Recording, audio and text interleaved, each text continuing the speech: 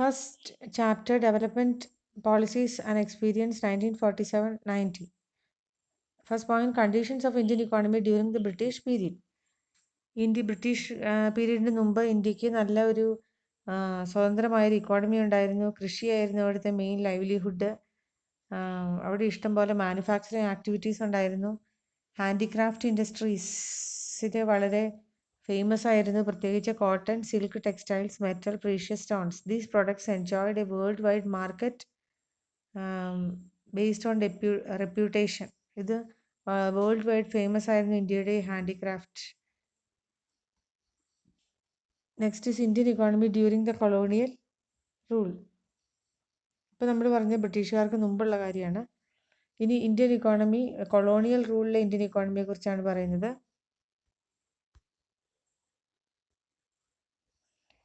The economic policies followed by colonial government were concerned more with the protection and promotion of economic interest of their home country than with the development of Indian economy.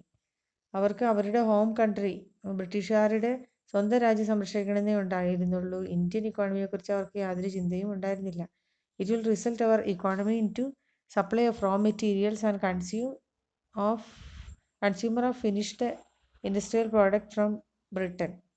എന്താണ് അതിൻ്റെ ഫലമായിട്ട് നമ്മൾ raw materials supply ചെയ്യുന്ന ഒരു രാജ്യവും finished industrial product, അതായത് ബ്രിട്ടൻ്റെ finished industrial product consume ചെയ്യുന്ന ഒരു രാജ്യവുമായി ഇന്ത്യ മാറി. അതായത് supplier of raw materials and consumer of finished industrial products from Britain. Colonial government never made any sincere attempt to estimate India's national per capita income. അതായത് colonial government യാതൊരു താല്പര്യവും എടുത്തില്ല national income and per capita income estimate ചെയ്യാൻ. Dadabhai Naoroji, William Digby, Findlay Shirras, VKRV Rao, പിന്നെ RC Desai were made to measure India's national income and per capita income during the colonial period. Colonial പീരീഡിൽ national income estimate ചെയ്യാനായിട്ട് മുൻകൈ എടുത്തത് Dadabhai Naoroji, William Digby, Findlay Shirras, VKRV Rao ഇവരെല്ലാം ആണ്. RC Desai. Next is agriculture sector. Agriculture sector. Indian economy under the British colonial rule was fundamentally agrarian. കൃഷി ആശ്രയിച്ച് കഴിയുന്ന ആളുകളായിരുന്നു. Agriculture during this period was under stagnation. Agriculture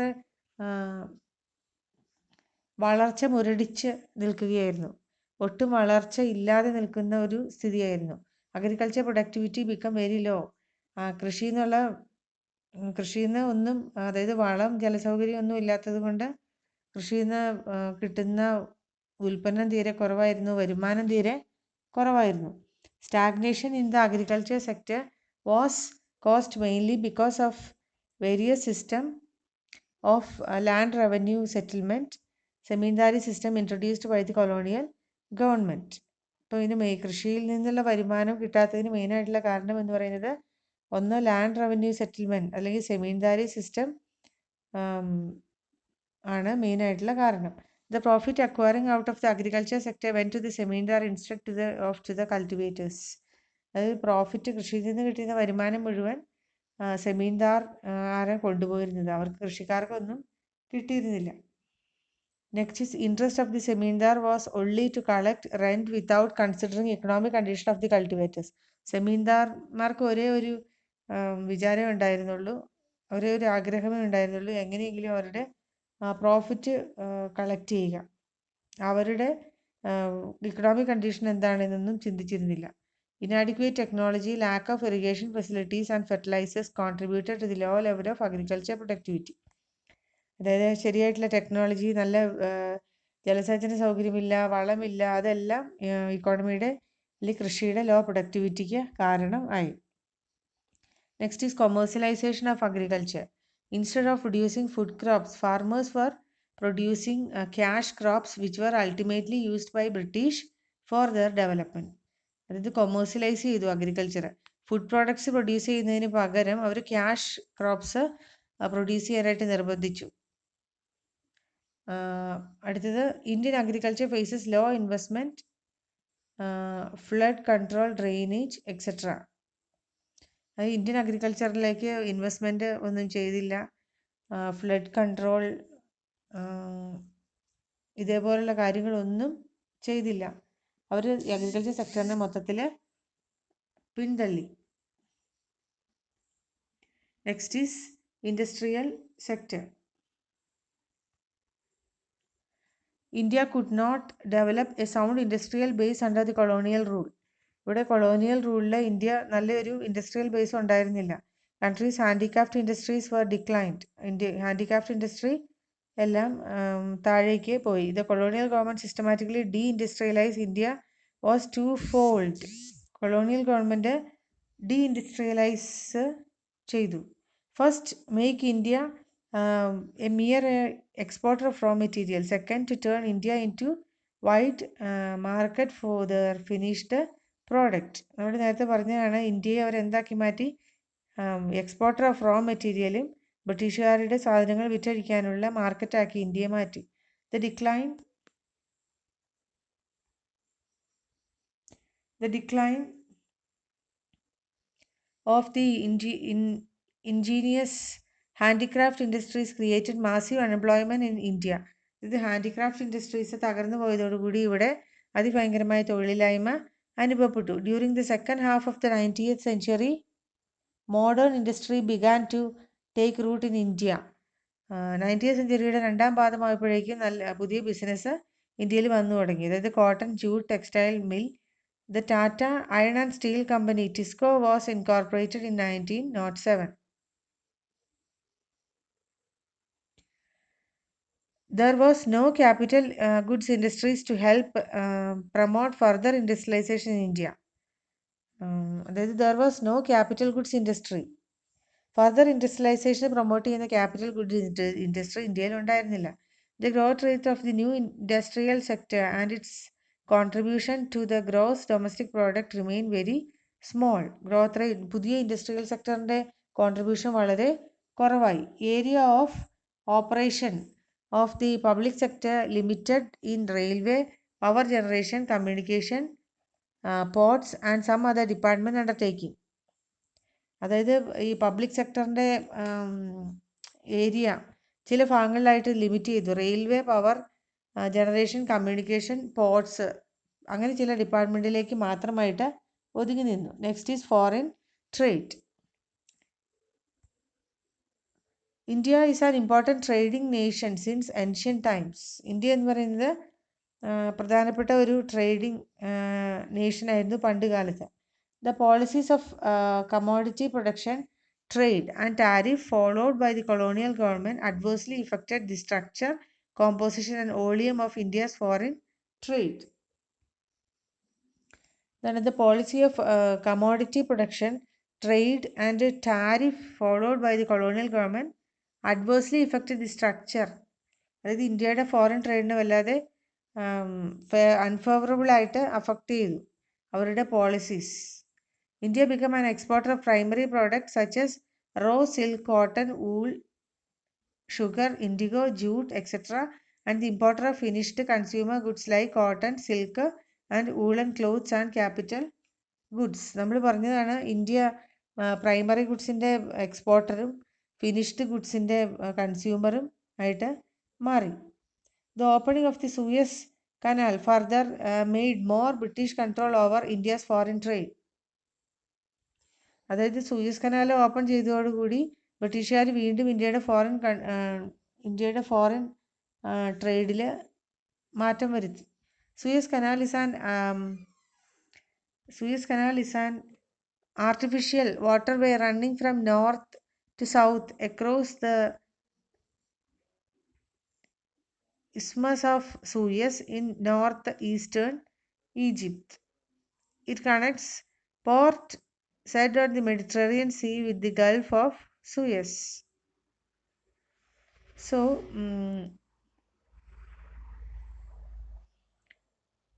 its opening in 1869 reduced the cost of transportation and made access to the India's market earlier. അപ്പോൾ ഈ Suez canal വന്നതോടുകൂടി ഇന്ത്യയിലെ market വളരെ പെട്ടെന്ന് ആക്സസ് ചെയ്യാൻ പറ്റി. The most important characteristics of India's foreign trade during a colonial period was the generation of a large export surplus.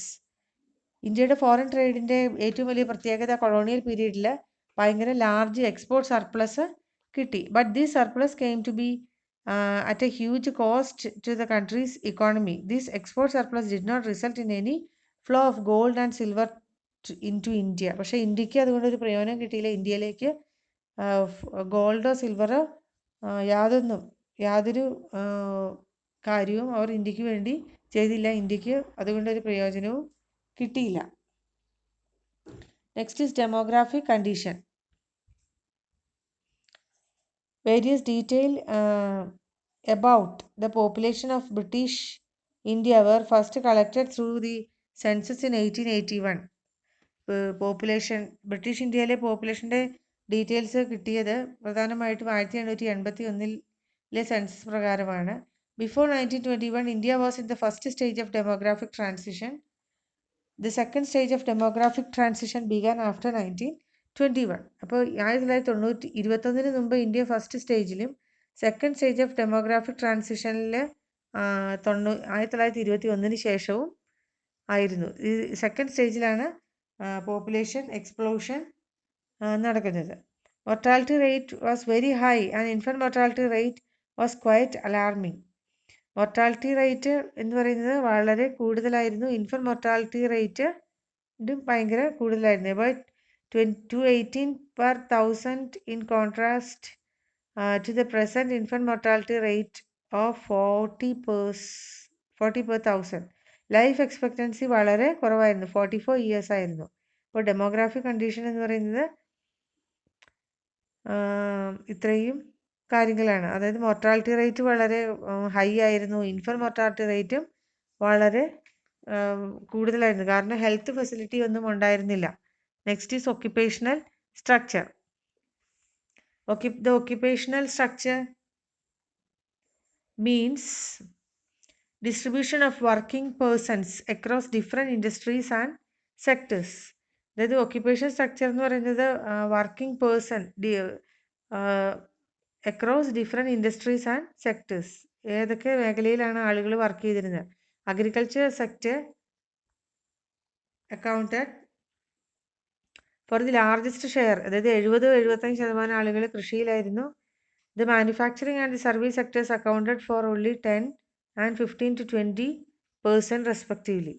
Manufacturing and service സെക്ടറിലായിരുന്നു ബാക്കി വരുന്ന 15-20% ആളുകൾ. അതായത് കൂടുതൽ ആളുകൾ 75% ആളുകൾ കൃഷി ആശ്രയിച്ചാണ് ജീവിച്ചിരുന്നത്. Next is infrastructure. Under the colonial reign, basic infrastructure such as railway, port, water transport, post and telegraph were developed. The real motive behind this development was not to provide basic amenities to the people but to meet the various colonial interests. അതായത് ബ്രിട്ടീഷുകാരുടെ കാലത്ത് അവർ കുറേ post, railway, transport, Telegram, കുറേ കാര്യങ്ങൾ കൊണ്ടുവന്നു. പക്ഷേ ഇതിൻ്റെ എല്ലാം പിന്നിൽ എന്ന് പറയുന്നത് അവരുടെ കാര്യങ്ങൾ, കൊളോണിയൽ ഇൻട്രസ്റ്റ് സംരക്ഷിക്കാൻ വേണ്ടിയാണ് അവർ ഇതെല്ലാം കൊണ്ടുവന്നത്. The roads that were build for the purpose of mobilising the army within the India and drawing out raw materials from countryside to the nearest railway station or the port to send these to far away England. അതായത് road അവരുണ്ടാക്കിയത് എന്തിനു വേണ്ടിയായിരുന്നു? For the purpose of mobilising the army within India. അതായത് ആർമിക്ക് പെട്ടെന്ന് വരാനും raw materials പെട്ടെന്ന് കൊണ്ടുപോകാനും റെയിൽവേ സ്റ്റേഷനിലേക്ക് കൊണ്ടുപോകാനൊക്കെ വേണ്ടിയാണ് അവർ റോഡ് പെട്ടെന്ന് ഉണ്ടാക്കിയത്. The British introduced railways in India in 1850 and it is considered as one of their most important contributions. അതായത് ബ്രിട്ടീഷുകാർ റെയിൽവേ ഇൻട്രൊഡ്യൂസ് ചെയ്തു ഇന്ത്യയിൽ 1850. It is considered as the most important contribution. ഇതാണ് ബ്രിട്ടീഷുകാരുടെ ഏറ്റവും വലിയ കോൺട്രിബ്യൂഷനായിട്ട് കണക്കാക്കുന്നത്. The railway affected the structure of the Indian economy in two important ways. ഈ റെയിൽവേ ഇന്ത്യൻ ഇക്കോണമിയെ രണ്ട് പ്രധാന കാര്യങ്ങളിൽ ഇൻഫ്ലുവൻസ് ചെയ്തിട്ട് enable people to undertake long distance travel. ഇപ്പോൾ ദീർഘദൂര യാത്രകൾക്കും it speed up commercialisation of Indian agriculture which adversely affected the self sufficiency of the village economies in India. അതായത് ദീർഘദൂര യാത്രയ്ക്കും പിന്നെ commercialisation of Indian agriculture that adversely affected the self-sufficiency of the village economies in India. അപ്പോൾ commercialisation of Indian അഗ്രികൾച്ചറിന് പിന്നെ ദീർഘദൂര യാത്രയ്ക്കും ഇത് വളരെയധികം സഹായിച്ചു. The volume of India's export expanded due to the introduction of railway, but it rarely benefit to the Indian people. ഈ Indian export ഭയങ്കരമായിട്ട് കൂടി റെയിൽവേ വന്നതോടുകൂടി. പക്ഷേ ഇന്ത്യയിലെ ജനങ്ങൾക്ക് പ്രത്യേകിച്ച് പ്രയോജനമൊന്നും കിട്ടിയില്ല. Along with the development of roads and railways, the colonial rulers also took measures for developing the island trade and sea lanes. However, these measures were far away from satisfactory. അതായത് along with the development of road and railway കൂടാതെ colonial rulers took measures for the development of island trade and sea lanes. ഈ രണ്ട് കാര്യങ്ങൾക്ക് കൂടി അവർ importance കൊടുത്തു. എന്താണ്? Island ട്രേഡും sea ലെയിൻസും. However these measures were far away from satisfactory. ഇതെല്ലാം ഇന്ത്യക്ക് സാറ്റിസ്ഫൈഡ് ആയിട്ടുള്ള ഒരു കാര്യങ്ങൾ ആയിരുന്നില്ല. ഓക്കെ.